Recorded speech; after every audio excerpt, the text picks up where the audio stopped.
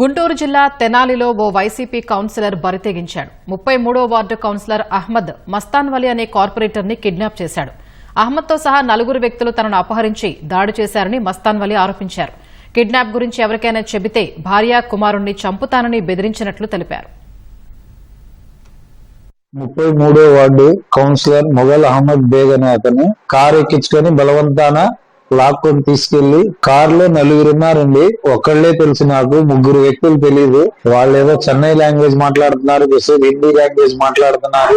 బీభత్సంగా చేతులతో రాడ్డులతో కళ్ళ మీద, ముఖం మీద, నడుము మీద కొట్టారండి. నడుము భయంకరమైన నొప్పిగా ఉంది నాకు. కాకాని దర్గా తీసుకెళ్లి ఇదే చివరిసారి రా, కాకాని దర్గాలోకి వెళ్ళి దండం పెట్టుకొని రా అన్నారు. ఇబ్రహీంపట్నం తీసుకెళ్లారు.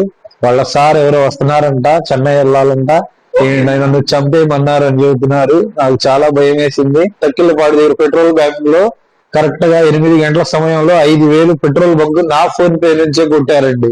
ఎవరికైనా చెప్తే మా చిన్న పిల్లలు స్కూల్కి వెళ్తుంటే మళ్ళీ పిల్లలు చెప్పేస్తారంటున్నారు. నేను చచ్చిపోయినా పర్లేదు, మా పిల్లలు బాగుంటే చాలు. అడుగు మీద బాగా కొట్టారు, ముఖం మీద కొట్టారు, పెదాలు పైన నా చచ్చిపోతా రక్తమైంది.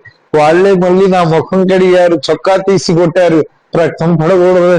ఎవరికైనా చెప్తే వాళ్ళ ఆవిడ దగ్గరికి వెళ్ళి చివరగా వాళ్ళ బిల్డింగ్ దగ్గరే దించారు. పైకి వెళ్ళి వాళ్ళ ఆవిడ చెప్పంటే నేను లోనకి వెళ్ళినట్టు వెళ్ళి వాళ్ళకి తెలియకుండా వెనక వాళ్ళ నుంచి వచ్చేసాను.